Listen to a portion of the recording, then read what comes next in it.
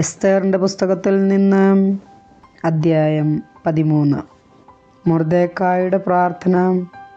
കർത്താവിൻ്റെ സകല പ്രവൃത്തികളെയും അനുസ്മരിച്ചുകൊണ്ട് മൊർദെഖായി പ്രാർത്ഥിച്ചു. കർത്താവേ, എല്ലാ വസ്തുക്കളെയും ഭരിക്കുന്ന രാജാവായ കർത്താവേ, പ്രപഞ്ചം അങ്ങേക്ക് വിധേയമാണല്ലോ. ഇസ്രായേലിനെ രക്ഷിക്കാൻ അവിടത്തേക്ക് ഇഷ്ടമെങ്കിൽ അതിനെ എതിർക്കാൻ ആർക്കുമാവില്ലല്ലോ. ആകാശവും ഭൂമിയും ആകാശത്തിന് കീഴിലുള്ള അത്ഭുത വസ്തുക്കൾ സകലവും അങ്ങ് സൃഷ്ടിച്ചു. അങ്ങ് സകലത്തിൻ്റെയും കർത്താവാണ്. കർത്താവായ അങ്ങേ എതിർക്കാൻ ആർക്കുമാവില്ല. അങ്ങ് എല്ലാം അറിയുന്നു.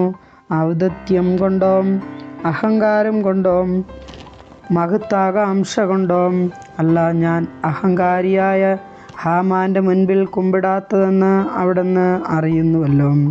ഇസ്രായേലിനെ രക്ഷിക്കാൻ വേണ്ടി അവൻ്റെ ഉള്ളംകാൽ പോലും ചുംബിക്കാൻ ഞാൻ തയ്യാറാകുമായിരുന്നു. എന്നാൽ ഞാനത് ചെയ്തത് മനുഷ്യൻ്റെ മഹത്വം ദൈവത്തിൻ്റെ മഹത്വത്തേക്കാൾ ഉയർത്തിക്കാട്ടാതിരിക്കാനാണ്. എൻ്റെ ദൈവമായ കർത്താവിൻ്റെ മുൻപിലല്ലാതെ മറ്റാരുടെയും മുൻപിൽ ഞാൻ കുമ്പിടുകയില്ല. ഇതൊന്നും ഞാൻ അഹങ്കാരം കൊണ്ട് ചെയ്യുന്നതല്ല. രാജാവും ദൈവവുമായ കർത്താവേ, അബ്രാഹത്തിൻ്റെ ദൈവമേ, ഇപ്പോൾ അങ്ങയുടെ ജനത്തെ രക്ഷിക്കണമേ. ഞങ്ങളുടെ ശത്രുക്കൾ ഞങ്ങളെ നശിപ്പിക്കാൻ കണ്ണുവച്ചിരിക്കുന്നു. ആരംഭം മുതലേ അങ്ങയുടേതായിരുന്ന അവകാശം നശിപ്പിക്കാൻ അവർ ആഗ്രഹിക്കുന്നു.